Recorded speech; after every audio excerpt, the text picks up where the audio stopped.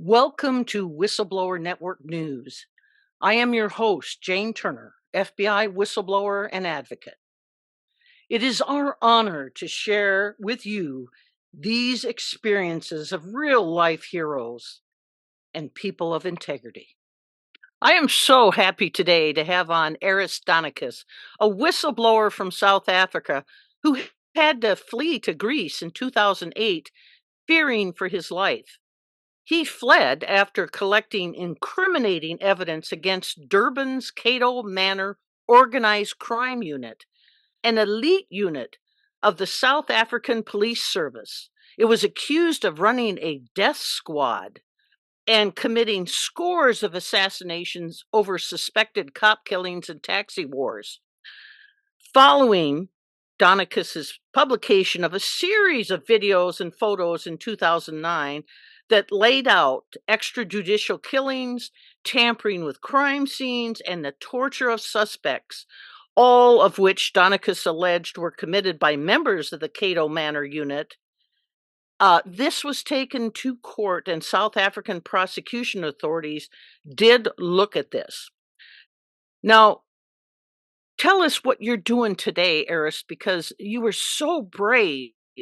And we're really curious, and the audience wants to catch up with you. I understand that a lot of changes have been happening in your life. Bring us up to date. Jane, thank you for having me again. And I have to point out that you have inspired me, to have a voice, to own my voice as a whistleblower, and to build my confidence, something I never had before. Um, Good. I come from a background in electronics, so I frequently use the sentence whistleblowers need help to have their Yes. voices amplified without distortion. I believe that National Whistleblower Network provided me a very powerful bass amp that amplified my voice internationally, the voice of the whistleblower. Um, back in the days of the state capture in South Africa, I was denied the opportunity to engage with local media, to have a voice. I was subjected to strategic retaliation of character assassination by fake news media. I still do to an extent, but now I can control it better. Um, I therefore came up with the idea of introducing a website, an external public disclosure, as we call it here in Europe, which is via a website called catomanordeathsquad.com. Within that website are meticulously disclosed evidence, such as photos, videos, sound recordings, forensic proof in terms of metadata, okay, and a consistent timeline of events that reinforced my public disclosure against the police officers in South Africa who I personally witnessed performing various human rights violations, including torture of people of color and extrajudicial killing. The truth will set you free. The South African chapter is still open for me, and I will not rest until the truth is restored and the history it stopped being distorted. You know, Regarding Eris, I'm yes, sorry. I have looked at that website, and it is absolutely a banger of a website. I would recommend, could you give it one more time? I'd recommend for our audience to go to that website. It's excellent. www.catomanordeathsquad.com. There is a Thank you. timeline of events. There is a complete um, explanation of the chain of events that happened from 2001 that I joined the police force as a reservist. Remember, I was a prominent entrepreneur. I had a good business. I was making a lot of money in electronics, and I wanted to give back to South Africa. And I thought, hey, let me fight crime the way I know how to. I was an expert in electronics, crimes investigator in electronics, and I was utilized for that. And that's how I had access to sensitive information. I was taken to crime scenes, the first one to go with the unit, and I was allowed to capture videos, sound, and had access to documents. So that's how it all started. Um, like I said to you, out of desperation, let's put it, because my voice was not heard in South Africa. The white controlled media in South Africa would not give me any space to speak. I didn't have a voice. So I suffered character assassination, which interfere with judiciary, interfere with public opinion, and this is how eventually the charges were dropped after 7 years, 7 whole years of those men fighting not to go to court. So remember, and I want the audience to know that there was no exoneration, there was no court trial. My evidence was never tested in a court of law. Those men manipulated the judiciary, they fabricated an interpretation of the law, okay, by using various lobbies within a captured state to not go to court. And eventually by 2009, things changed. Presidency changed, political views changed, whistleblowers, there was a lot of stories about whistleblowers, and eventually the state capture took many years to finish, and they gave up. I was Yeah, nowhere to be seen. I had no voice. I'll start having a voice after the case was dropped in 2019. I was allowed to speak again about the case. yes, and speak you have. And we're gonna talk about that, but tell me, Aris, why is South Africa so dangerous to whistleblowers? What is going on there that makes it such a tough place? I mean, they chased you out, they did, and your life was threatened. When I speak about South Africa, the slogan, South Africa, stop killing your whistleblowers, comes to mind. It's a very sensitive topic for me. I mean, I spent 20 years in South Africa, from my late teen years as an immigrant student, transitioned to a successful entrepreneur, a business owner, and eventually a volunteer police, specialized officer as a crime scene investigator. In my 20 years of voyage, I experienced the dark side of apartheid. It was the end of apartheid that I tasted, okay? I mean, when I went to Africa, it was 1988. So technically up until 1991, too, it was still apartheid. Followed by the democratic elections for people of color, as well as the rise of the captured state and the corruption within. I can say that South Africa does not do well with transparency. Its law and order compromised. Regrettably, many feel that the way to prosper and survive in South Africa is to join the corrupted. Yes. Poverty, unequal distribution of wealth, and unaccountability of past crimes against human rights committed remain unresolved. To add insult to injury, a vast majority of corrupt politicians are running the country to the ground. While South Africans still own the best fillets of prime land, let's not fool each other. This is the harsh reality. It's land that previously was stolen from natives without any compensation during apartheid. But land, it's still owned by the elite and famous. Imagine now being a whistleblower in South Africa who wishes to serve the public interest by reporting corruption and wrongdoing. There's no place to hide and no practical mechanisms to protect a whistleblower. Look at the late Babita Decoran, a whistleblower who got assassinated. Look at Patricia Masale. As a recent example, you interview her, she's running around, being chased by corrupt politicians and corrupt authorities. The police and judiciary is controlled by the corrupted politicians, by the wealthy and elite, and is used as a weapon to retaliate against whistleblowers and their families. Interestingly, lately there's a new phenomenon where organizations and civil servants which support whistleblowers are now being targeted in South Africa via slap suits and character assassination campaigns by fake news media. South Africa has become a chaotic state indeed, hostile to whistleblowers and citizens of consciousness. That is just amazing. I know there's just a massive problem. And your life was threatened, wasn't it? Oh, yes. I mean, think about it. At the time, in South Africa, I had a store. Now, I had a very successful electronic business, but I was in a ghetto in Smith Street. So 99% of my customers were African. So I had a fantastic relationship. My business prospered because, I was, serving and building computers for the Africans and the African students. Now, because I joined the police force and under the command of Boyson, they utilized my electronic expertise to solve crimes. Now, imagine now if a computer comes to my store or a laptop, and that laptop has been stolen on a hijack, on a serious, a housebreaking. Now, the laptop comes to me.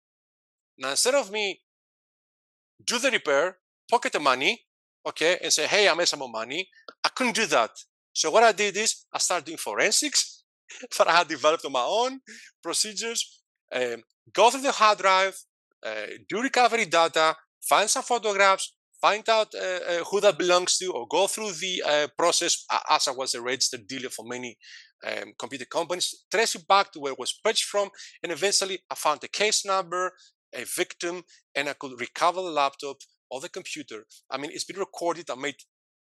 It's actually a lot of publications about it in South Africa at the time, where I made thousands of rand in recoveries. Now, I was doing the recoveries.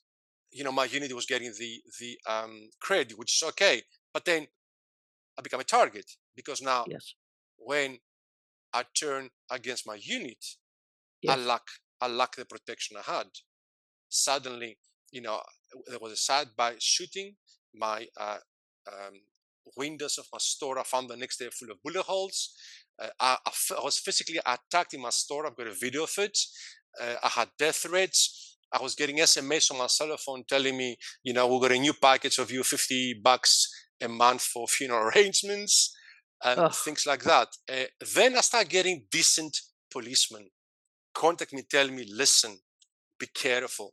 Whatever you do, don't dig. Those men, and especially, director Johan Boysen, at the time he was a director. He's a very dangerous man. His own family, which I had a dear relationship with, remember, this family had been to my country in Greece. They've stayed with my family in my various family houses. We toured around Europe together in the 2000. In 2003, 2004, I was ordered by them by Boysen to accommodate him at my house because he was building a new home.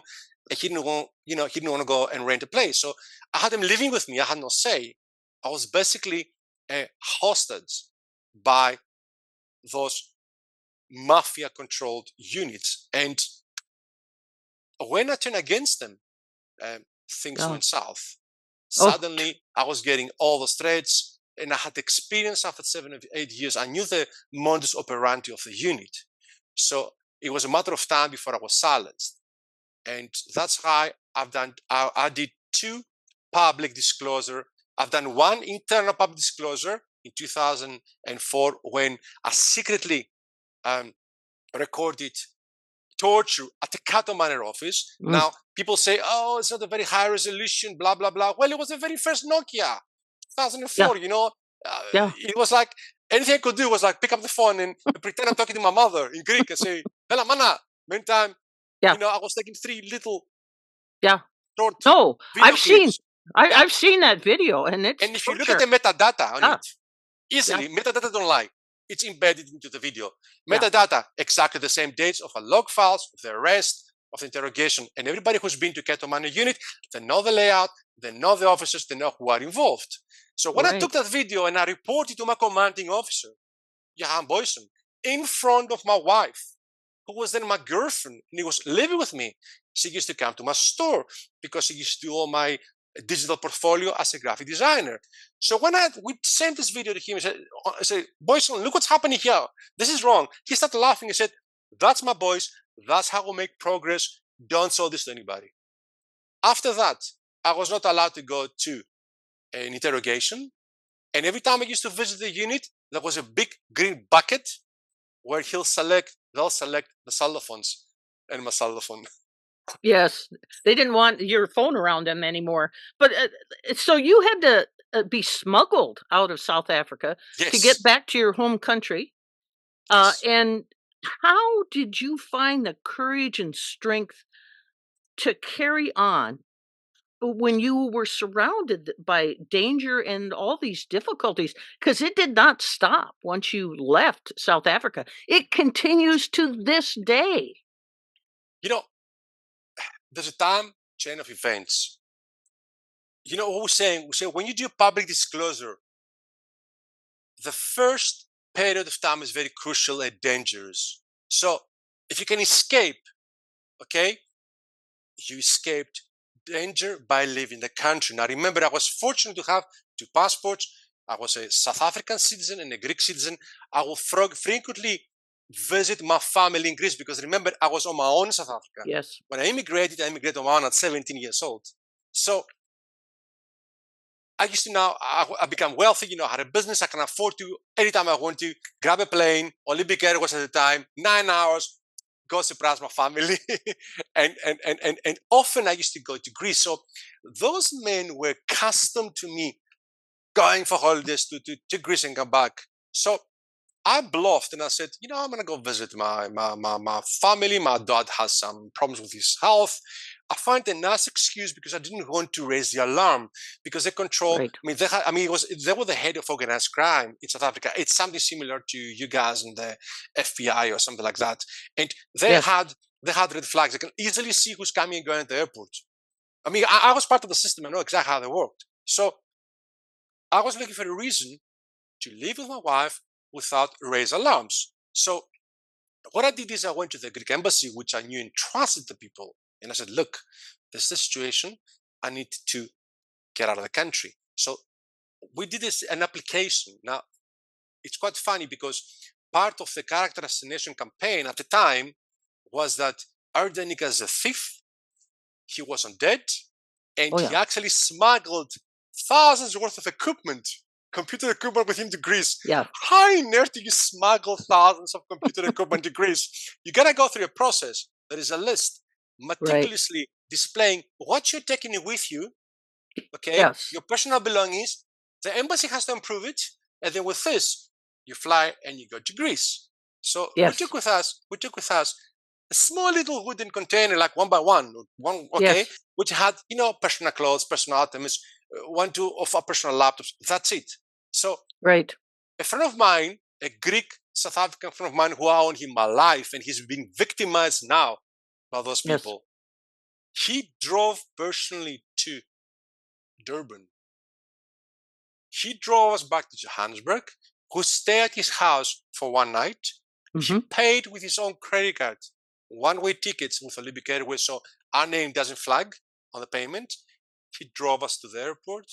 The moment I took off, I had a few scotches and I passed Yes. out of You made it. stress. You And made that's it. how I made it to Greece. Now, when he came Yes. to Greece, the first few months were very crucial because those people, and especially Johan Boysen and his family, they've been to Greece. They've been to our houses. They've stayed to my home. They slept in my home. They knew my home number, my home address, our phone numbers. And I know where I stay. Remember, the only people I knew in Greece after 20 years was my family. So I stayed at my country house, but I was horrified of him tracing me. So I stole it. When he tried to contact me, when he realized I escaped, he tried to contact me with friendly SMS telling me, my friend, you've read the SMSs. You know, don't despair and look after your interests and blah, blah, blah. You be very good to my family. All this is evidence contradicting what the statements he made at the Zondo Commission. So I play along because I needed time to change identity. I still had my South African roaming number. So I was talking. I still had my old South African address. So, you know, I play along. I said, oh, no, you know, there's too much crime. My dad is sick. I'm not going to be coming back. So I Yes. thought, now, okay, give me some time. So I play along. I was polite and to the point so he doesn't get spooked.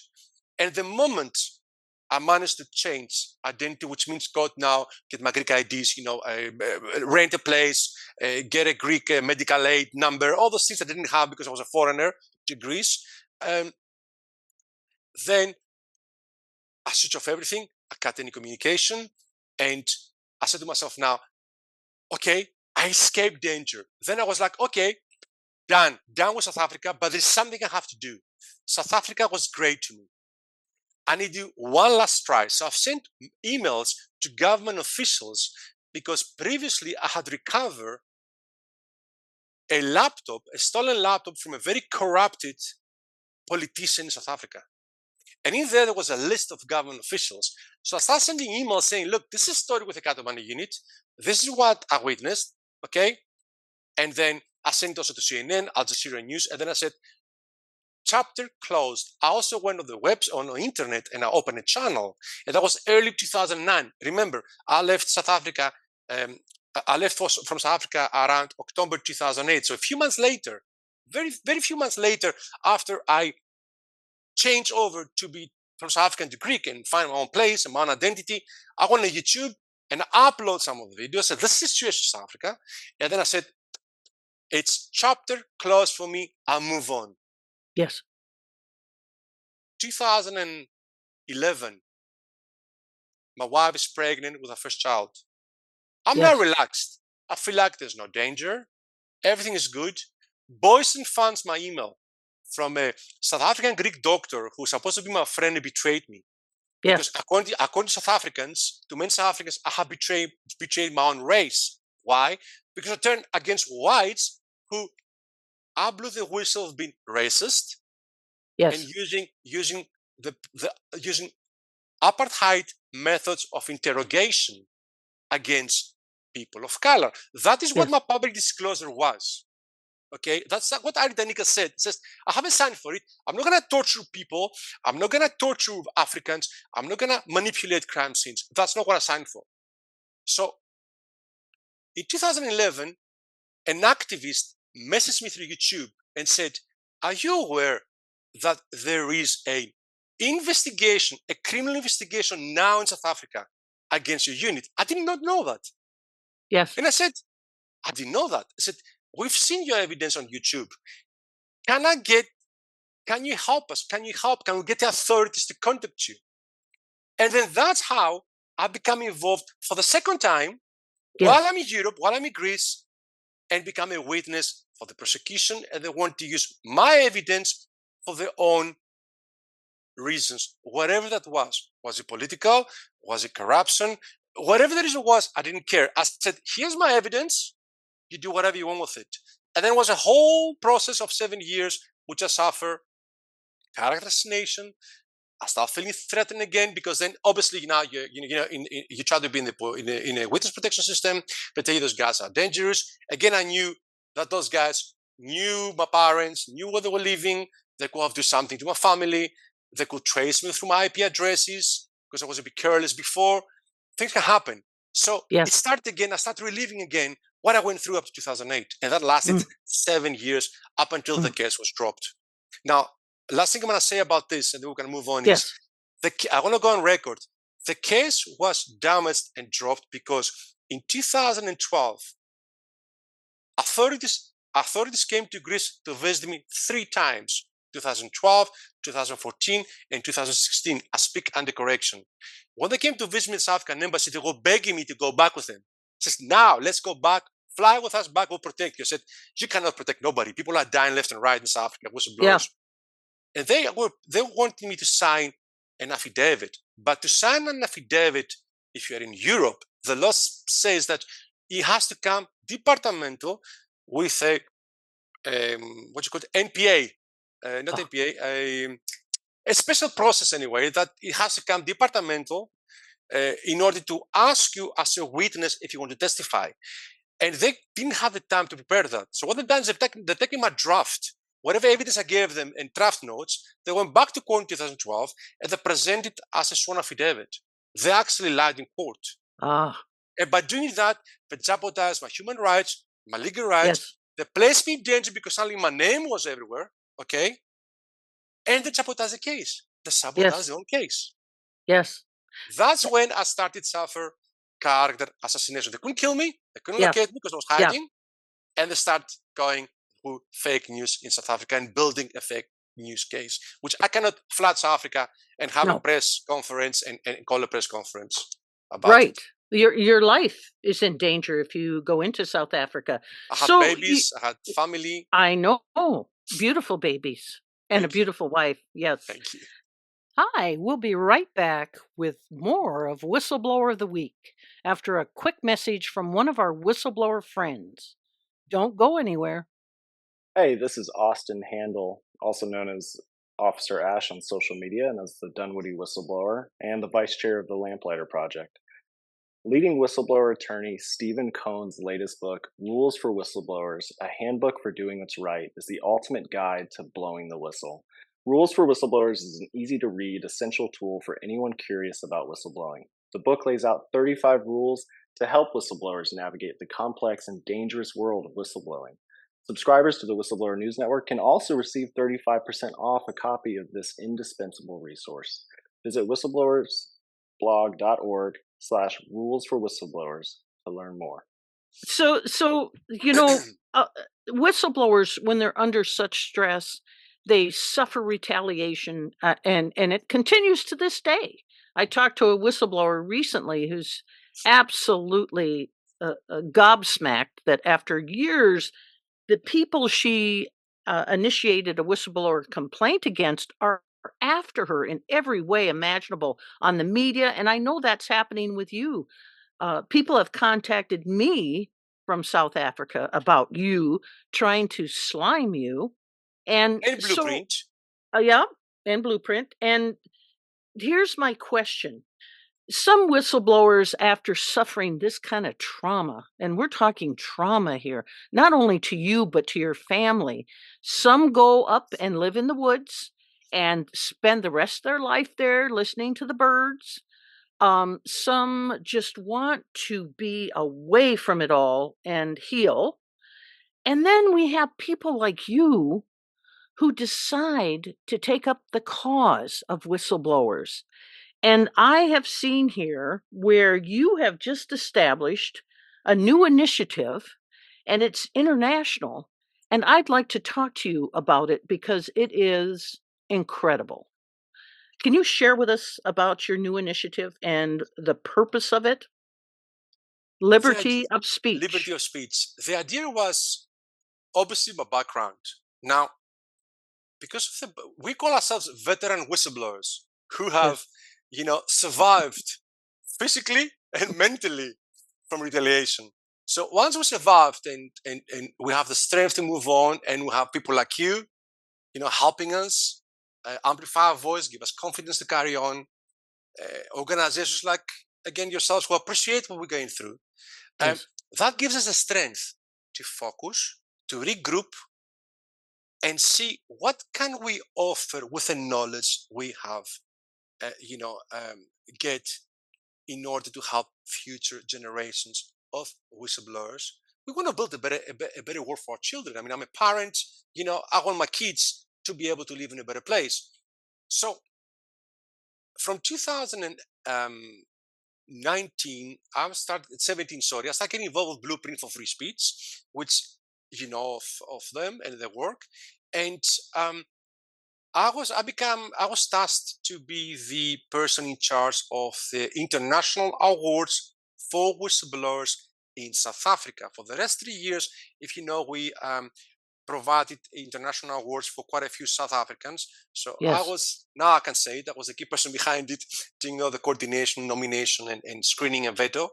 And and after that, I became very close with the CEO of Blueprint for Free Speech, Dr. Sule Dreyfus, which I believe you met. Yes. Wonderful. And Wonderful and person. they're doing an amazing job. She's also one of my mentors. She taught me a lot of things about NGOs and how they operate in human rights. So after that, I said to Led, why don't we build a Blueprint for Free Speech Greek chapter? So eventually, in 2023, took about a year. It was between COVID.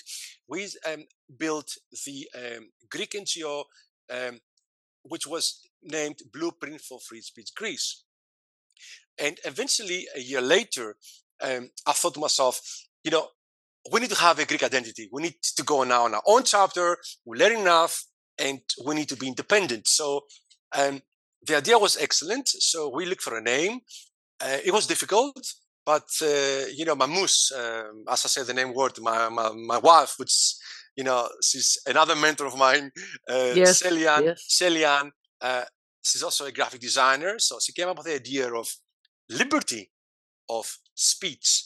And liberty of speech, I mean, you Americans are very sensitive about it, and so are we Greeks, because liberty of speech, it was very passionate during the ancient times in Athens. Oh, We are, yes. after all, the birth of democracy. We believe that if you're capable of having the freedom of expression of speech, then you live in a free society, and you can express your views and your voice. This is what whistleblowers do.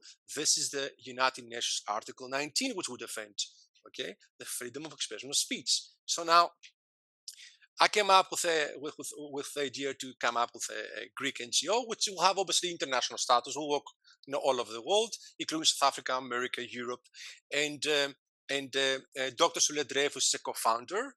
Actually, she remained on the NGO, and I'm the CEO of it. Moving forward, I went to Puerto Rico with my wife and it was the first time we actually visit your lovely country. We went to Puerto Rico and Miami and New York. In Puerto Rico, I was part of a panel that we discussed. The name was Deconstructing and Post-Apartheid Whistleblower. So I've discussed my case. I've discussed my vision about whistleblowing. The organization was called Law and Society, and it was a wonderful experience. For the first time, Shellyan, my spouse, had the opportunity to speak at the panel and discuss her point of view, how she felt, how she was affected as a family member of the whistleblower. Now that's crucial. Yes. After we came back, I've engaged with Jackie from American Whistleblowers, and we clicked, and there was something very important that she was discussing, and that was PTSD. Yes. As a side effect of whistleblowers and the families. And that actually, touched something in me, because I can relate, and I have other whistleblowers now that I advocate for, which we can relate how it affects our families. Everybody talks about whistleblowers, retaliation on whistleblowers, PTSD on whistleblowers. What about the families? Yes. Because it's a common phenomenon that when a whistleblower suffers retaliation, he or she changes. And with those changes, there come changes on the relationship of the family. It comes pressure to the spouse, to the kids. There is isolation by the community. There is isolation by the colleagues at work. And eventually, you become an isolated person. Your family can break apart. You lose everything. And that's when we have suicides. Yes. That touched me. And then I was looking for a way to come up with a permanent global solution to a global problem. I keep saying as a slogan, corruption knows no borders. Yes. But, defending whistleblowers has limitations on borders. Yes. Take as an example South Africa. As I mentioned earlier on, you have people trapped there. Now, going back to my own story, I had a passport. I was privileged to be able to fly and use also my European passport. Other people in South Africa or in any other country which are trapped in a hostile country, they don't have that privilege that saved my life. People lose their lives, end up in jail, or end up killing themselves. Yes. And that's how I came up with an idea of an international treaty for whistleblowers, as well as an emergency international visa. The idea is, and this is what we're pushing through my NGO, it was introduced in Washington, D.C. when I was invited by Jackie at Washington, D.C., but we'll come to that later on. So the idea is that we have an international treaty signed by countries where they're obligated to follow one legislation, one common policy under one organization, the International Office of the Whistleblower.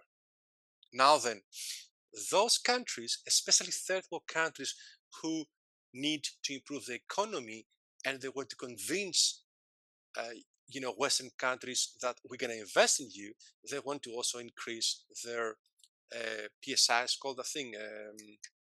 It's called the corruption index. The corruption index perspective, something like that. Sorry, I'll speak of the correction. But in order to get that increase, so they can get investors in the country, they need to sign the treaty and they need to comply with the international standards of whistleblowers. So what I suggested is that we get a treaty signed with those countries, and we get the embassies involved, of the countries involved, with a dedicated official who is trained to handle whistleblowers and Yes. works together with a house of the whistleblower at its state. Now, imagine I'm a whistleblower, I've got a family. I'm a build CEO, work for international financial center. Next thing I find out that, there's a lot of money laundering, all the stuff. Now I've got the evidence and I want to go blow the whistle. But I know what's going to happen to me. Okay? So what I do, where did I go? There are no protection mechanisms in place today in Europe, in Africa, in the UK, anywhere in the world, except maybe America. You guys are a bit ahead of us, okay? But can go, knock, knock, I'm a whistleblower, I need protection now. It's not going to happen. They said submit your evidence, get a protocol number, go to the police station if you think your life's in danger, blah, blah, blah. It's not going to happen. We don't feel protected. So what do we need to do? We need to go knock on that door at the office of the whistleblower.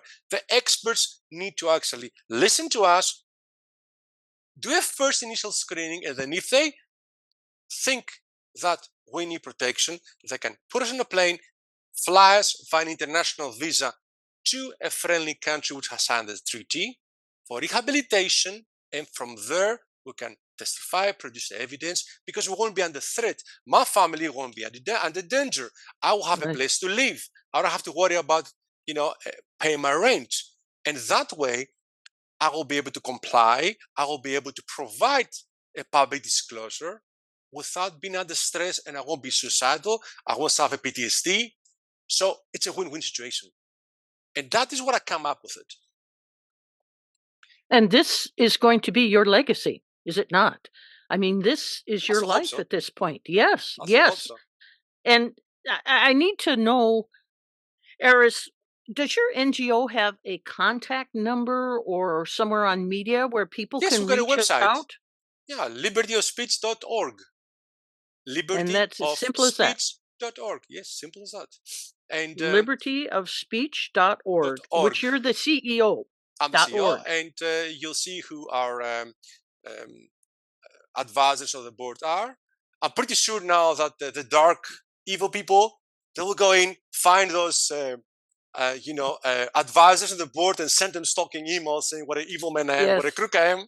It's hilarious, but we, it's all good. And also, I need to tell you that a life-changing experience for me was being invited to go to Washington in September by Whistleblowers of America, running a project called Workplace Institute. Now, what they do is they talk exactly about this. They're talking about bullying at the place of work. They're talking about retaliation at the place of work, whistleblowers, going through the procedure. But the main focus is PTSD. Yes. Okay. And tendencies to have suicides, because I believe in America, it's quite a problem. People get depressed, people they get financially broke, they go through all the process, the system fails them, and then eventually they can get suicidal. So it was a great experience. I went there, I was invited, it was a few days. I met a family group of whistleblower advocates. I met people like Jackie, which you obviously know, she's also a mentor. I met Professor Joe Wade, who is a law professor. These are pioneer people that work at the Pentagon. They were human rights advisors. And in fact, I'm going to have them coming over to Greece for Easter. And it was an amazing experience, because now I realized that I belong to a family which they are, advocates of human rights. We know each other, we support each other, and we move around all over the world, try to make a difference. Now remember, that difference is pro bono, it's on our spare time, and sometimes we pay from our own pocket, but it's Yes. therapeutic. I suggest it to veteran whistleblowers because by giving something back to the society, after you finish your chapter of whistleblowing and you have the wisdom, by giving back, you're also dealing with your own demons and your own PTSD side effects from retaliation. That to me Yes. was therapeutic. This is a very important key point. Give back the knowledge you have as a veteran whistleblower. That way you can implement your knowledge into building better policies for protecting future whistleblowers. It's as simple as that. Exactly. You have so much wisdom there. And, I found that is critical that there be a community of whistleblowers. And I really believe that we're starting to stretch out internationally and expanding our community, which is wonderful.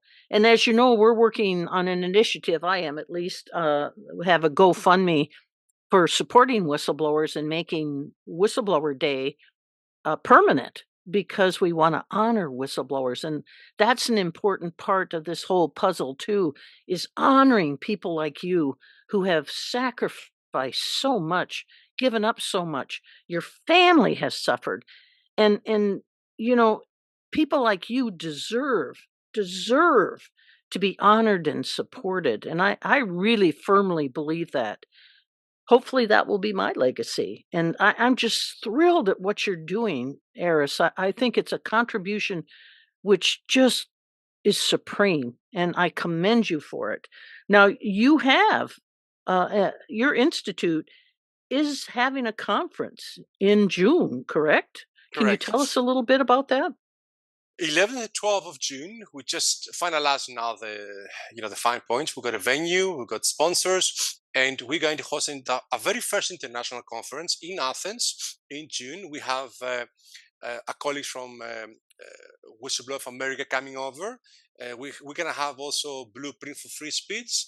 Maybe Dr. Dreff will come over. Maybe, we'll see. Mm. We get a lot of, strong players coming over. And the idea is, I'm putting this together, and the idea is, it's going to be 2 days panel, five hours per day. And we're going to discuss, first of all, PTSD, suicide problems, the human factor, very important. PTSD in families, very important. Remember, the directive of Oh, 2019 in Europe has specific mentioning clause about retaliation against whistleblowers in the form of slap suits. It's a yes, problem in Europe, slap suits, and I think in the United States also. yes, We have a problem with PTSD. It's recognized now as a form of psychological sickness. It's a retaliation, so it needs to be addressed in any member state. That's something unknown for Greece. You talk to the bureaucratics and they don't know what we're talking about. So this is something we're working on. And then we are going to talk, we're going to discuss, we're going to compare legislations, international legislations. This is something we've done in Washington also with American whistleblowers, and we discuss European directive versus American, whistleblower laws versus UK whistleblowers, and the proposal for Office of the Whistleblower that Georgina is doing excellent work with yes. some of our Georgina, colleagues. bless her heart. She's a Georgina strong one. Helford Hall. Yes, Yes, doing Whistleblowers excellent work. UK. They're actually part of our strategic organizations that are part of our collaboration. They're registered on our website. And hopefully, we can compare notes. But what is important, what I'm focusing on, because now I'm living in Greece and I'm rehabilitated as full Greek, and I'm trying to help Greece to transposition smoothly and efficient into the European directive. So what we're doing is we're going to get people from the government officials, from the Justice Department, Health Department, hopefully to come over, and we can talk about the challenges that certain countries, such as Greece, are presented in order to transition from the directive to a Greek local legislation because we have many barriers. First of all, we have outdated legislations that they are contradict the directive. Then we have the language barrier. I mean, I work pro bono with Transparency International for nearly 2 to 3 years to help them with some of the transposition of the directive. And I have many debates trying to explain to them the whistleblower concept. How on earth do you translate the whistleblower in Greek? You couldn't. So eventually we came up with a phrase, a witness of public interest. Oh, Even so, I think it doesn't do justice because a whistleblower doesn't constitute that it's going to become a witness. He can be an anonymous witness. He can be yes. somebody who gives the information, but he doesn't want to get involved any further. So he's not a witness of public interest. He is I will call it, he's a volunteer. He's a Ah, volunteer against corruption of public interest. yes. We Person, volunteers. yes. Nobody forced us to do it. I was not forced to do it. I could have been in South Africa, making my money, be part of the corrupt system, and live happily ever after and make my millions. I volunteer to make the difference. And Yes. this is And you crucial are. because people confuse the concept because they say, but you're a witness at court. You know, they look at the whistleblower and they think he's a police informer. You know, he's a criminal who is making a plea bargain. You gotta separate the two. A whistleblower is a citizen of conscience. That's courtesy to Cynthia. If you remember Cynthia from South Africa, Stimple Oh, yes. came up with that. Citizens of conscience. We listen Yes. to our conscience and we make a difference. And a person of integrity. Thank you to the UK whistleblowers. Yes, yes. Yes, It's all person of coming together, integrity. isn't it? Yes, it makes yes. sense. It's Puzzle all and the coming pieces are falling together. apart, Yes. getting together. Yes, worldwide. So, Aris, tell me, how does Greece look at whistleblowers? Where is your country at in terms of this whole process? Oh, oh dear. Oh boy. Oh boy. Well, to put it this way, when we first started, I was the public face for Transparency International as a whistleblower in Greece. There were quite a few Greek documentary made with my work, and every time we speak to bureaucracies or government officials, judges, it's like knocking at the door of a deaf person. Greece right now is recovering from austerity measures, financial issues, but they're doing very well at the moment. Okay. However, the priority is to attract investors. So there's a conflict of interest here because when you attract investors, you also try to look the other way, and certain discrepancies. So they were obligated by the European Commission to implement the directive within 2 years. They were delayed in the process. They were ready to get a fine and they managed to do it in a rush. They've done some process theoretically, but now I'm talking closely to the law committee who is redesigning the legislation for whistleblowers in Greece. And there is going to be a bit of influence and hopefully we're going to refine it to something better. Practically, there is no protection for whistleblowers in Greece. None. A whistleblower now cannot go and say, I suffer retaliation, I need help now. You have to go through a police station, report it, go through the process, through a court, and blow your cover. If you want to be anonymous, they don't really like it to be anonymous. In fact, in Greece, there's a terminology for it. The anonymous whistleblowers, they call them koukulophorus, which means somebody who wears hood. Oh. It's not nice. So there is enough cultural education to do and public awareness before we achieve what we need to achieve and catch up with the rest of the world. Hopefully, I'll be able to assist with doing that. Aris, I have no doubt you are not only going to help, you are leading the pack. I am so proud of you. And tell me, how is your lovely family doing? I know that this is a tremendous, sacrifice on their part. Are they doing okay?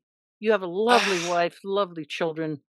I'm blessed. Under the circumstances, we're doing Okay, I mean, first of all, financially we're doing well. As you know, in 2012, I followed my mother's advice, which told me, my son, we were a land, build a solar park, it's the future. I listened to her, I built a solar park. So, you know, that's paying out, give me a healthy income. I'm not the millionaire I used to be in South Africa, but I'm moderate, have a healthy income, and I'm focusing now on my kids, raising my two kids. In fact, 3 days ago was my son's birthday, and Yes. 2 days ago was my birthday. We have 2 days apart. And my son just turned 13. He's doing excellent at school. He was one of the youngest kids at the age of 11 to obtain his lower Cambridge certificate in English in Greece. And Wow. both my kids are bilingual. Bella is the love of my life, second love of my life. My wife comes Bella. first, and my mother third. Okay, Oh, so you bet.